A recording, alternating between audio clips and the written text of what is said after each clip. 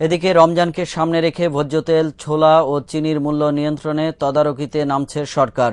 বুধবার থেকে বাণিজ্য মন্ত্রণালয়ের 14টি টিম মাঠে নামবে বলে জানিয়েছেন বাণিজ্যমন্ত্রী ফারুক খান। রাজধানীতে রমজান উপলক্ষে টিসিবির ভোগ্যপণ্য সামগ্রী ডিলারদের মাঝে বিক্রয় কার্যক্রম উদ্বোধনকালে তিনি এসব কথা বলেন। রফিকুজ্জামানের রিপোর্ট। আসন্ন রমজান উপলক্ষে রাজধানীর তেজগাঁয়ে টিসিবির একটি গুদাম থেকে ডিলারদের মাঝে ভোগ্যপণ্য সামগ্রী বিক্রয় কার্যক্রম উদ্বোধনের আগে ট্রাকে তোলা হচ্ছিল। সরবরাহকৃত খেজুর নষ্ট এবং পোকায় ভরা। উপস্থিত সাংবাদিক এবং টিসিবির কর্মকর্তাদের তা দেখান ডিলাররা। বুঝলাম তো, এইটার রেটটাও দেখতে হবে স্যার। আমাদের স্যার আমরা মানুষ আমাদের কি আপনি স্যার অনেক ভালো স্যার, অনেক খেজুরগুলো অনেক ভালো। ওখানেও তো ইয়া দেখতেছি।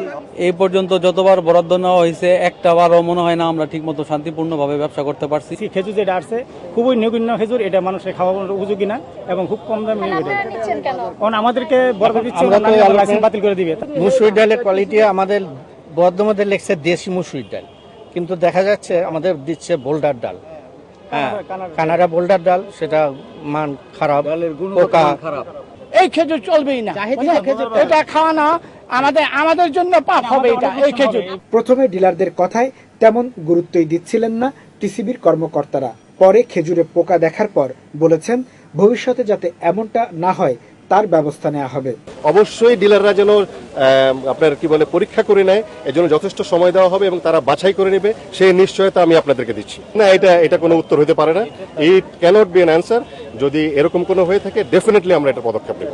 এরপর চিনি, সয়াবিন তেল, মসুর ডাল, ছোলা ও খেজুর বিক্রয় কার্যক্রম উদ্বোধন করেন বাণিজ্যমন্ত্রী ফারুক খান। এ সময় তিনি বলেন, রমজানকে সামনে রেখে ভোজ্য তেল, ছোলা ও চিনির মূল্য নিয়ন্ত্রণে তদারকিতে নামছে সরকার। ছোলার মধ্যে খুব ভালো কোয়ালিটির ছোলার দামটা বেশি আছে, কিন্তু আবার কম দামি ছোলাও আছে। আমরা যে ছোলাটা বিক্রি করছি আজকে দেখেছেন আপনারা 56 টাকা করে ছোলা বিক্রি করা হবে।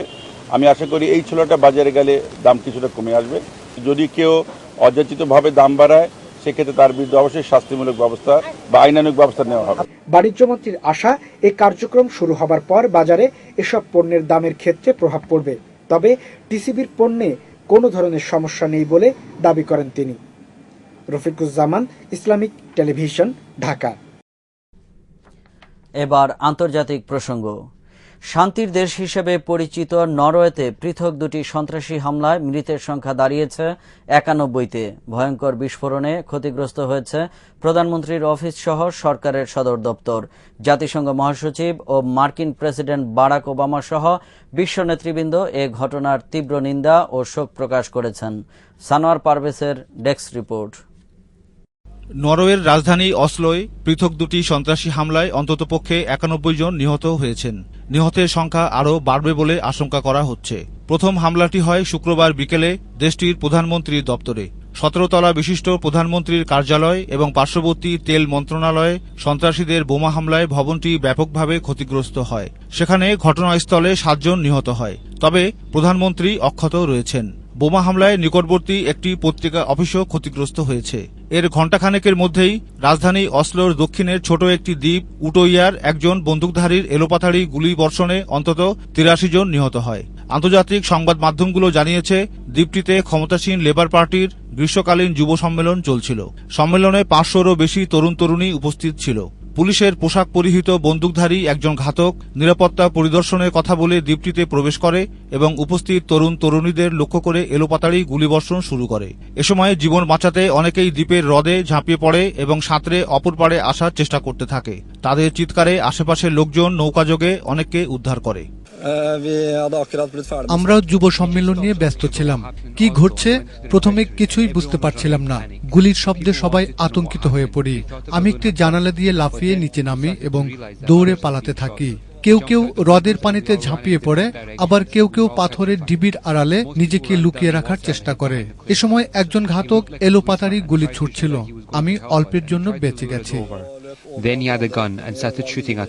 পুলিশ ঘটনাস্থল থেকে কয়েকটি অবিস্ফোরিত বোমাসহ হামলাকারী সন্দেহে একজনকে আটক করেছে। আটককৃত ব্যক্তি একজন আদিবাসী নরওয়েজিয়ান।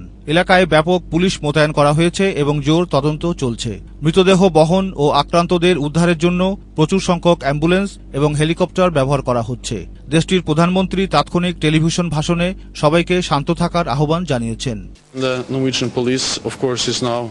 পুলিশ ঘটনার তদন্ত শুরু করেছে এবং ইতোমধ্যেই একজনকে গ্রেপ্তার করা হয়েছে। আমাদের সবার এখন শান্ত থাকা খুবই জরুরি। জাতিসংঘের মহাসচিব বান কি মুন ও মার্কিন প্রেসিডেন্ট বারাক ওবামা সহ বিশ্ব নেতৃবৃন্দ ঘটনার তীব্র নিন্দা ও শোক প্রকাশ করেছেন। তবে এখনো পর্যন্ত কেউ এ হামলা বা হত্যাকাণ্ডের দায় স্বীকার করেনি। Sanowar Parvez, Islamic television, international desk. সুপ্রিয় দর্শক, এরই সঙ্গে শেষ করছি এবারের সংবাদ 7 দিন। এতক্ষণ আমাদের সাথে থাকার জন্য ধন্যবাদ আপনাদের সবাইকে। ভালো থাকুন, সুস্থ থাকুন। আল্লাহ হাফেজ।